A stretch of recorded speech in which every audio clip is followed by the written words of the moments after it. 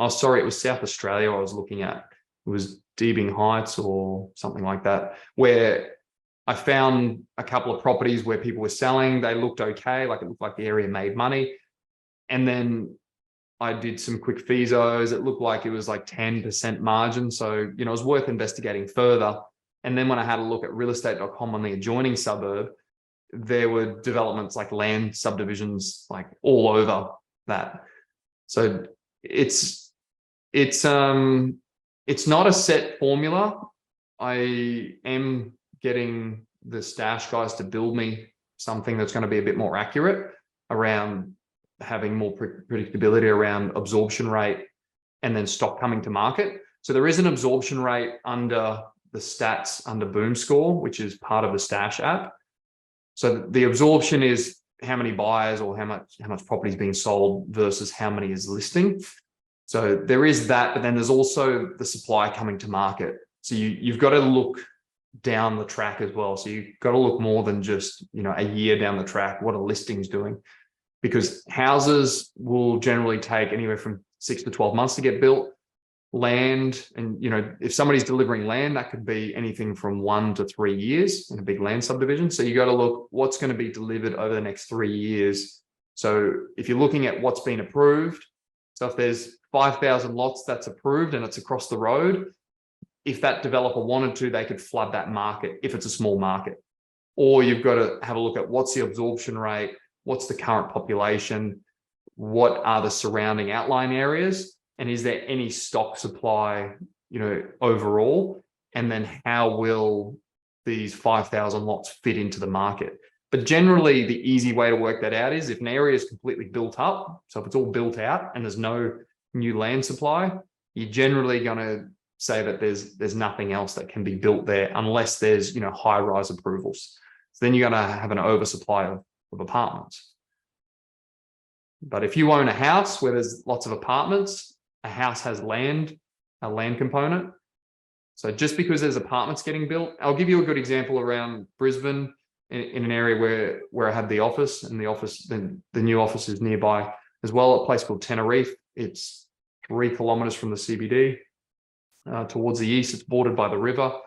Tenerife Newstead was a gas plant, like an old gas plant, and it was all fenced off. And there was nothing there. It was just vacant land. It was owned by whoever, probably the council. And then in 2013 to 16, there were about 20 cranes in the sky there.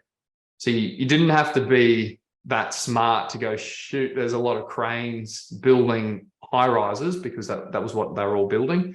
They were building 20-level towers. So at some point that market is going to get oversupplied, and it did. And it got oversupplied in 2016. So you had apartments that had sold for 750, 800,000 as 2-bedroom investor stock dropped to sort of 500, 550. So they dropped by 20%. So, you can see the writing in the wall. If you're a developer and you're one crane and there's 17 other cranes, you're going to be flogging these apartments off the plan as fast as you can. Because if you don't beat the market, if you're not first to market, then you're going to be competing with all the other leftover stock from all those apartments. And not only are you competing with sales, and initially you're going to be competing off the plan because all those developers have big marketing budgets. But then when they're actually built, if you have investors come in, then now your investors are going to be competing for rent. So as it ended up turning out, people were offering like a month free rent when all these apartments came. And that's one area. Down the road is Hamilton in Brisbane, further to the east. They built Hamilton Portside, same thing, but bigger scale. And you could literally rent a 2-bedroom apartment, 2 months rent free, I think it was at the worst case, $400 a week for a 2-bedroom apartment, like in this water precinct, like on the river. You didn't have river views for $400 a week, but you got a new 2-bedroom apartment in a new complex, and you were walking distance to the river, like 100 meters away, and this whole new precinct.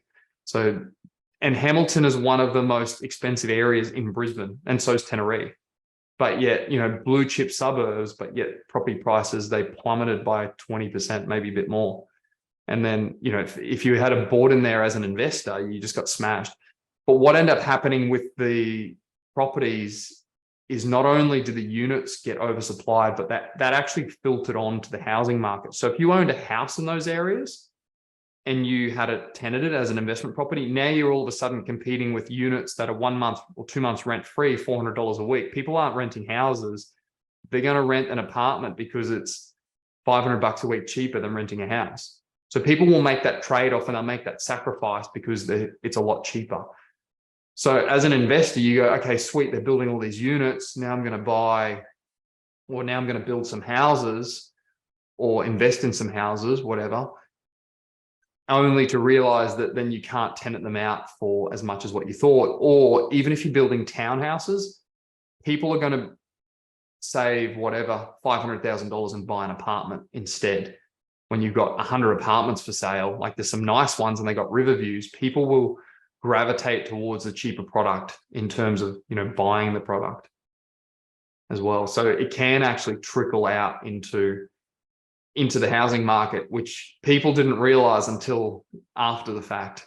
So that will happen again in areas where it will go into undersupply. So I know that Parramatta has all those, they changed all that high-rise zoning. So the same thing will happen there once all those buildings built. I don't know what Parramatta's demand supply ratio is like at the moment, but at some point when there's 20 cranes in the sky, those buildings are going to be finished and there'll be a flood of new apartment stock to the market. And chances are those developers will have flogged it to investors, and then investors will be looking for people to rent. So inherently, all of the surrounding houses, townhouses, doesn't matter what it is, that'll all get affected by the rent. And then, investors will get desperate. They'll do rent-free periods. They'll drop the rent just to get a tenant in the door. So you don't want to be developing in those mass areas unless your name's Meriton or Stockland. Well, if it's apartments, it's Meriton because he's got the model where he holds basically the whole building and he leases it out on short-term accommodation. So he doesn't have that much competition. I mean, he's got the model worked out down to a T. He builds property, he owns the business that gets them to be positively geared. So he's got an unfair advantage over the market. And then he's holding them for long-term capital growth. So he kind of gets the best of every world.